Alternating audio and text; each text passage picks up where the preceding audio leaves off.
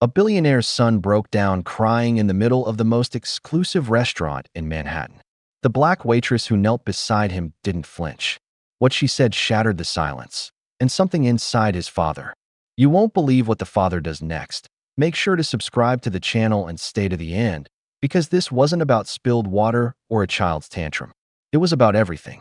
They say money buys silence.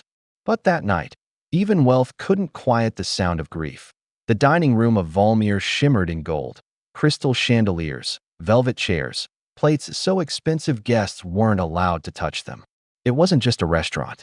It was a kingdom for the powerful. Every table had a name, and every name came with a $1 million story. At table 12 sat Lawrence Covington III, a billionaire, tech mogul, father of Lucas and completely out of his depth. Lucas, barely 6, squirmed in his velvet chair. His face was red, lips trembling. The waiter had just cleared his plate, too soon, and now the little boy's eyes welled up. Before his father could react, Lucas pushed his chair back, slipped down, and ran across the dining floor, sobbing. Gasps echoed like ripples. Conversations halted. Silverware froze in midair. A child? Crying? Here? Lawrence rose half a second too late. By the time he stepped out from behind his table, Lucas had already collapsed to the floor at the edge of the service station, right in front of a black waitress in a navy apron, who had been folding napkins just moments before. She knelt beside the boy and said something that would break everything open. Her name was Amina, 33 years old, warm brown skin, box braids pulled into a neat bun, kind eyes, calm voice. But that night, she looked like a storm dressed as peace. She didn't look up at Lawrence as he approached. She didn't flinch at the whispers behind her. She simply placed a hand gently on Lucas's shoulder and asked, "Do you miss her?" The boy choked on his tears. "Yes." Amina nodded slowly. "I miss my mama too." And the room stopped breathing. Lawrence's jaw clenched. "Excuse me," he said sharply. "Step away from my son." Amina rose to her feet, slowly, eyes never leaving Lucas. He needed a human moment, not a reprimand. The silence wasn't just awkward now. It was radioactive. Lawrence reached down, scooped Lucas up with one arm, and glared at Amina. "Do your job." She stared at him without blinking. "I just did." That should have been the end of it. But nothing ended after that. 10 minutes later, Lawrence requested the manager. Amina was called to the back. Lucas wouldn't stop crying. And then, Lawrence made the call. "I want her fired," he said, barely concealing his rage. "No one talks to my child like that." The manager, a wiry man named Frank, nodded too quickly. "Of course, sir. Consider it done." Amina was still drying her hands when she was told not to return to the floor. No warning, no write-up, just gone. But Amina didn't protest. She folded her apron, placed it on the shelf, and walked out with dignity so intact it made even the dishwashers look down in shame. She didn't say a word to anyone. She didn't have to. The next morning, Lawrence's assistant called him into the media war room. "You need to see this." A clip from a customer's phone had already gone viral. Not of Lucas crying, not of Amina speaking, but of what happened after. A few seconds of Lawrence saying, "Do your job." Amina replying, "I just did." And the camera catching Lucas clinging to her leg before being pulled away. The caption? "Billionaire lashes out at black waitress for comforting his grieving son." By noon, it had 2.3 million views. By 2 p.m., Waitress released a statement claiming Amina had resigned voluntarily. By 4 p.m., Lucas refused to eat. By 5 p.m., Lawrence's inbox had 87 new messages. All from parents. All furious. That night, Lawrence sat in his penthouse office, glass walls rising over the skyline. His son lay asleep on the leather couch, clutching a stuffed lion he hadn't touched since his mother died 2 months earlier. Lawrence opened his laptop. He typed Amina's name and found nothing. No LinkedIn, no resume, no trail. Just a GoFundMe from 3 years ago, half-funded, titled, "For Mama's Surgery, We Just Need Time." The organizer? Amina Delacroix. He scrolled through the comments. Words like brave, fighter, and could have been anything. He closed the laptop slowly and whispered, "What have I done?" The next day, Lawrence walked into Waitress alone. He didn't book a table. He didn't bring his son. He walked straight to the back, to the staff locker room, where the manager was eating leftover caviar from the chef's tray. "Where is she?" Lawrence demanded. Frank blinked. "Who?" "Amina. She's gone." Gone where? I don't know. She didn't leave a number. Lawrence stared him down. Find her. Frank laughed nervously. Sir, with all due respect, she was just a waitress. Lawrence's eyes darkened. No. She was the only person in this building who actually saw my son. For 3 days, Lawrence searched. He sent his assistant to canvass every hospital in the Bronx. He offered cash to kitchen staff for any lead. He even returned to the GoFundMe page and messaged every single donor. Finally, one replied. A woman named Margot. She was Amina's cousin, and she wasn't impressed. You're looking now, she typed. You don't get to find people you helped erase. I need to speak with her, Lawrence replied. Margot sent one line back. Then you better come correct. He found her in a community center in Harlem, wiping down plastic tables after a children's coding workshop. She saw him walk in and didn't stop moving. Amina, he said. She looked up, eyes tired but not surprised. You have 5 minutes, she said flatly. Lawrence stepped forward. I wanted to say thank you. And I'm sorry. For what? She asked. For what I did. For what I didn't see. For who I was in that moment. She nodded slowly. You're not here for an apology, Lawrence. You're here because your son saw something you didn't. He blinked. What do you mean? She pointed at the mural on the wall behind her. Kids of all colors building robots together. You have power, Lawrence. But he has heart. Don't let your money raise him into someone who forgets how to cry. Lawrence's voice caught in his throat. How did you know my wife passed? Amina stepped closer. Because I saw it in his eyes before he said a word. Grief knows grief. He handed her a letter. It's a job offer. Not at the restaurant. At my foundation. We need someone who sees people. Someone like you. She didn't take it. Not yet. She studied him. You didn't come here to fix me. You came here to fix what's broken in you. He didn't deny it. She smiled. Small, sad, powerful. Then let's start with your son. Bring him here. He looked stunned. You want to see him? No. I want him to see this. She gestured to the community center. To know that compassion isn't weakness. That strength isn't silence. That a stranger holding your pain can sometimes do more than a parent looking away. Lawrence brought Lucas to the center that Saturday. The boy didn't speak at first. Then he saw Amina and ran straight into her arms. The room was quiet, except for one voice, Lucas's, whispering into her shoulder. You talk like mommy did. And then, outside the window, a car engine idled too long.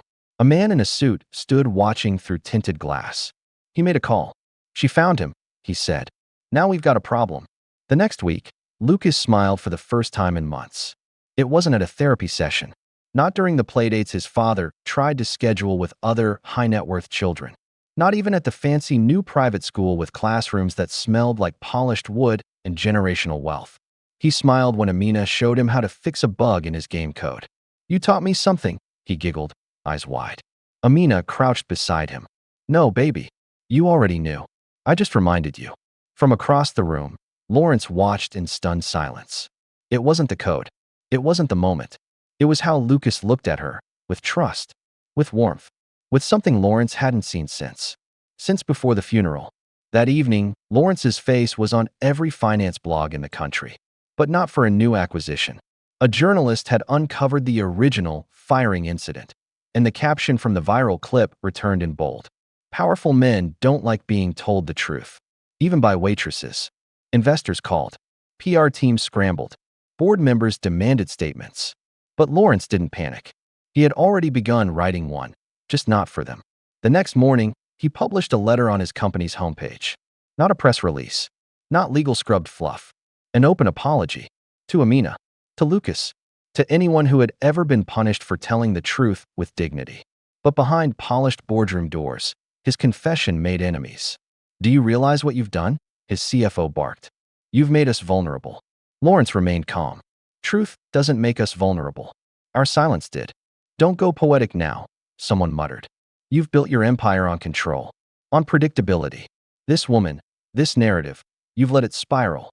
Lawrence stood. You're right. I built it on control. But I'd rather rebuild it with humanity. And he walked out. The silence that followed was louder than any slammed door.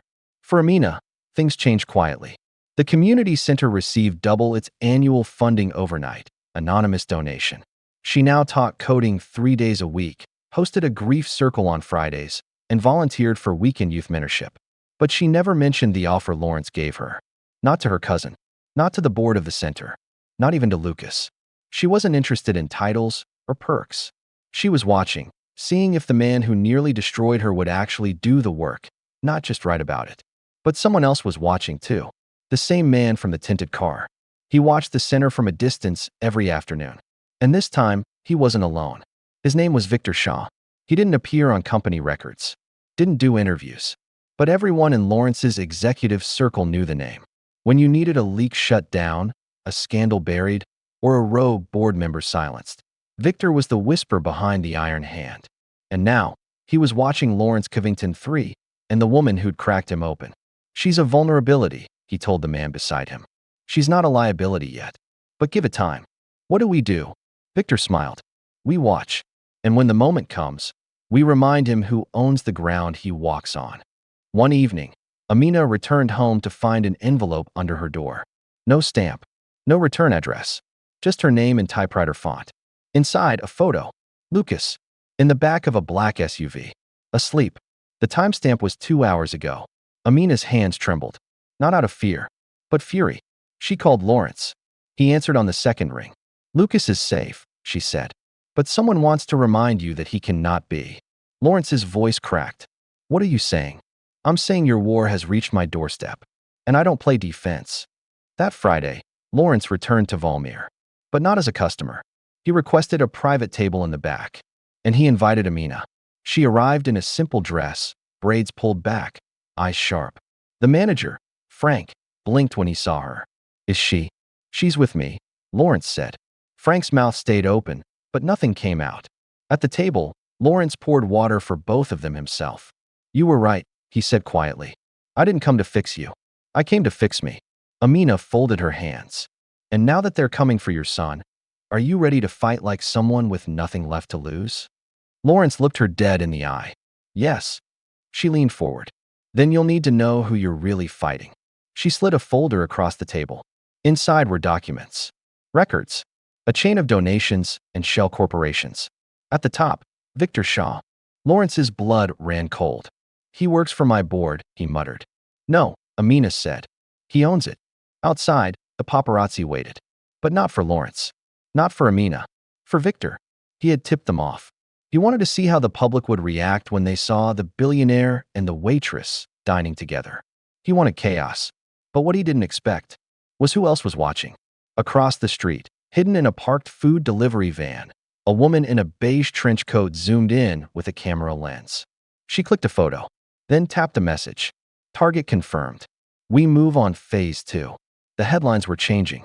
Where once they screamed, "Billionaire humiliates black waitress," they now whispered something else. Covington seen with fired waitress turned educator. Are they working together? Some painted it as redemption. Others called it manipulation. But for Victor Shaw, it was an opportunity. He didn't care about the truth. He cared about leverage.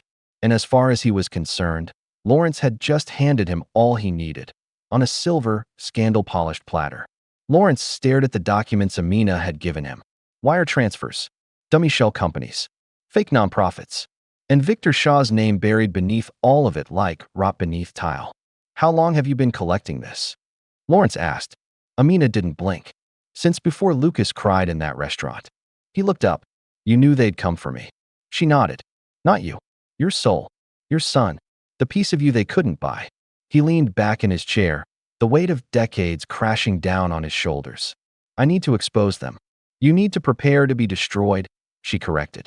They won't just fight back. They'll come for your legacy, your name, your son. He exhaled. Then I guess I better not lose. That night, Lawrence picked up Lucas from the center. As they walked to the car, Lucas tugged on his sleeve. Are you and Miss Amina superheroes now? Lawrence smiled gently. Why do you say that? Because I heard her tell Miss Margot, we're bringing it down from the inside. Lawrence knelt beside him. We're not superheroes, buddy. Lucas tilted his head. Then what are we? He thought for a moment. Fixers. For broken things. Lucas paused. Are you broken? Lawrence's voice was soft. I was. Lucas nodded. Then I'll help fix you too. And just like that, a crack of light slipped through the darkness. The next morning, Amina's car wouldn't start. The day after that, someone reported her to Child Protective Services, claiming she left a student unsupervised. The claim was false, but enough to raise tension at the center. Then someone spray-painted the center's front window. Control your place. The message wasn't subtle. Amina stood before it, arms folded. Margot approached quietly. You okay? Amina didn't take her eyes off the red paint. They're not trying to scare me. They're trying to see if I'll back off. Will you? She turned. No. I'll step closer. Victor sat in a private room atop a luxury hotel, scrolling through his digital warboard. Amina's school history. Her old GoFundMe. Every address she'd lived at. Every job she'd taken. She's resilient, his assistant said. The public likes her. Victor's lips curled into a smirk. Then we remind the public what she was. Waitress. Welfare. Mother with a record of unpaid debt. But the debts were cleared, the assistant said. Victor's smile widened. Yes. Buy him. He tapped a button. Leak it. Within 12 hours, social media exploded. Hashtag Amina exposed trended. A screenshot of a court document, outdated, half-redacted, claimed Amina once defaulted on a loan tied to her mother's care. Blogs spun it fast. She took handouts. She's using the Billionaire. Is Lucas safe? The center received dozens of angry calls. Donors withdrew. Volunteers quit. But Amina didn't hide. She held a press conference on the cracked steps of the community center. I'm not ashamed of where I've been, she said. Because where I've been is the reason I fight for where I'm going. The crowd around her clapped. But Victor wasn't watching the crowd. He was watching the live stream's viewer list. One name caught his eye. Lawrence's ex-business partner. A man named Charles Marrow. Victor made a call. If Lawrence's friends are watching her, it means they're questioning him too. Time to push the next piece. That weekend, Lawrence hosted a private fundraiser. Not for show, for reform. He'd begun diverting money into ethical tech startups, small businesses in underserved communities, educational grants in Harlem. Amina walked in wearing a blazer and jeans, unapologetically herself. The whispers started immediately. She didn't flinch. She didn't smile. She went straight to Lawrence. But as they shook hands, a flash went off. A reporter, hired by Victor, waiting for just that image. The next morning, the headline read, Covington's billion-dollar empire falls for the waitress. Is she more than she appears? And beside it, a leaked email from Lawrence's assistant, years ago, detailing layoffs at a company Amina's mother once worked for. The message? He destroyed her mom's job. And now she's in his pocket. Lawrence slammed the paper down. I never approved that layoff. Amina didn't respond immediately. When she finally did, her voice was low. I know, but you didn't tell them that. I didn't need to. I don't defend billionaires. He blinked. Even now, after everything, she was still Amina. Unbought. Unmoved. But you're working with me, he said. She tilted her head. No, I'm letting you work with me. Don't get it twisted. He laughed. She didn't. And in the silence that followed, something shifted again. Not trust lost, but truth deepened. 3 days later, Lucas vanished. The school claimed a driver came early. Lawrence hadn't sent anyone. The school had no surveillance footage. Only a clipboard with a forged signature. Lawrence's world collapsed in seconds. He called Amina. Her voice was steel. I'll find him. How? I know where they'd hide someone they don't want found. And before he could answer, she hung up. Margot had already pulled up the maps. Aaron, one of the center's volunteers, was tracing burner phones. Celeste, an old friend from Amina's coding days, was already tapping dark web forums. And Amina? She had just walked into an abandoned warehouse in the Bronx with one thing on her mind. Lucas. The warehouse was cold and dark. Chains clanked above. In the corner, a small glow, a flashlight. And a voice. Miss Amina? Lucas. She sprinted. He was tied to a chair, but unharmed. But before she could reach him, the doors slammed shut. Lights blared on. And Victor's voice echoed through a speaker overhead.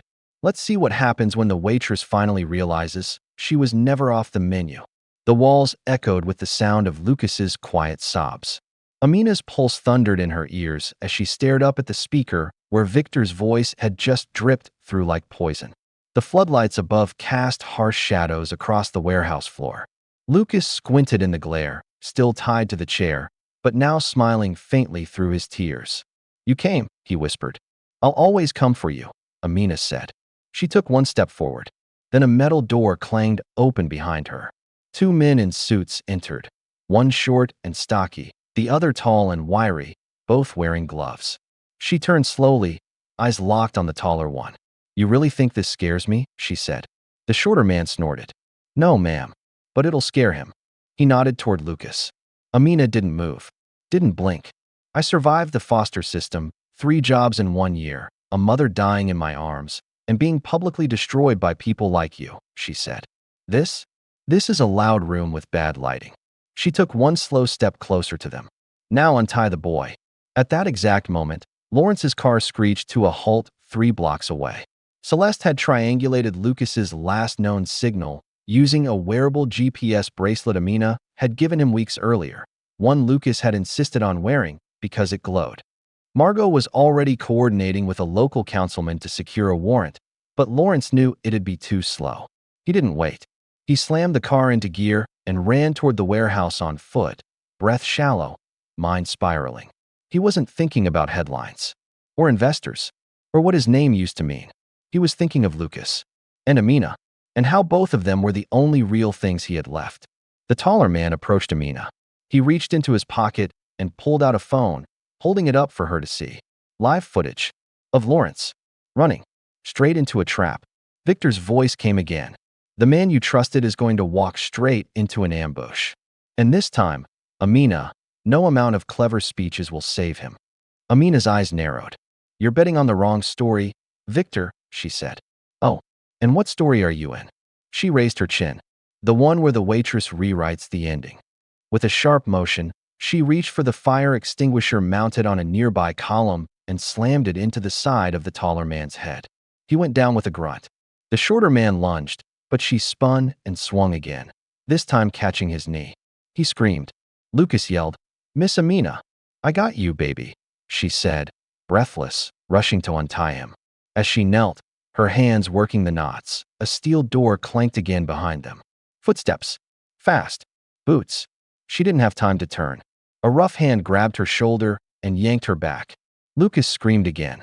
Outside, Lawrence reached the side of the warehouse just as a black SUV blocked the front entrance. 2 men stepped out, one of them holding a steel baton. Lawrence didn't stop. He rammed into the first one shoulder first, sending the man sprawling, then grabbed the baton and held it like he'd done this before, though he hadn't. But something had changed. This wasn't boardroom Lawrence. This was Father Lawrence. And he wasn't leaving without his son. He ran into the building. The hallway stank of oil and fear. Voices ahead. Movement. He rounded a corner and stopped dead. Amina was on the floor, hands behind her back, zip-tied. Lucas huddled behind her. And standing over both of them, Victor Shaw himself. Slick. Unbothered. Smirking. Didn't think you'd show up in person, Victor said. I figured you'd send another assistant. Lawrence's voice was low. Let them go. Victor tilted his head. And if I don't? Lawrence raised the baton. Victor chuckled. You know how many people would pay to see the great Lawrence Covington III throw a punch? Probably less than the ones who'd pay to see me hit you with this. Victor's smile faded just slightly. Still bluffing, Lawrence? No, said Amina from the floor, he's not. Because while they'd been talking, she'd already slipped one hand free. Amina leapt up and drove her shoulder into Victor's chest, knocking him backward. Lawrence lunged forward and swung the baton. But Victor ducked, grabbed Lawrence by the coat, and shoved him into the wall. Enough, Victor shouted. You think this ends here? I made you, Lawrence. I own your board, your contracts, your... No, Lawrence growled, pushing him off. Not anymore. Suddenly, Victor's phone buzzed. Then again, and again. His face went pale. He looked down. Dozens of messages. Alerts. Notifications. Hashtag Lucas found. Hashtag Victor Shaw exposed. Hashtag the waitress was right. Live footage from Celeste. Streamed through encrypted channels. The whole world was watching now. Victor's eyes snapped to the corner where a small security camera blinked red. His assistant had double-crossed him, and the feeds were no longer under his control. Victor ran. Down the corridor. Out the door. Into the alley. Disappeared. Lawrence collapsed against the wall, breathing hard. Lucas ran into his arms. Amina stood nearby, hands on her knees, catching her breath. Sirens howled in the distance. But just as they thought it was over, Amina's phone vibrated. A message from an unknown number. One line. Victor was never the head. Just the leash. She showed Lawrence. They both stared at the screen, then looked at Lucas. And as the police lights bathed the warehouse in red and blue, a new truth settled between them. The real battle had just begun. The warehouse was swarming with flashing lights and quiet murmurs. Police officers took statements. Lucas sat in a blanket in the back of an ambulance, cheeks red from the cold and the tears he had finally let go. Lawrence stood beside him, one hand protectively on his shoulder, the other holding a now-silent phone. Amina leaned against a metal post nearby, her clothes dusted with warehouse grime, her eyes alert. But what had just happened wasn't the end. It was a beginning, and she felt it in her bones. Because that message, Victor was never the head, just the leash, meant there was still someone holding it. 2 days later, Celeste decrypted the rest of the drive Amina had taken from Victor's security room. What they found turned everything inside out. The money, the influence, the smear campaigns. Victor wasn't the mastermind. He was executing orders from a holding company named Sidros Global, a firm with no physical office, no human board, and no traceable CEO, until they traced a paper trail buried in shell account after shell account. And at the end of that trail, behind the maze of lies, Charles Merrow, Lawrence's former business partner, the same man who toasted Lawrence at his wedding, the same man who sat on the board the night they cut 4,000 jobs, including the one that cost Amina's mother her insurance. He had been pulling strings for years, not to guide Lawrence's success, but to own it. They set the trap during a live-stream charity gala hosted at Lawrence's foundation, an event Merrow couldn't resist attending.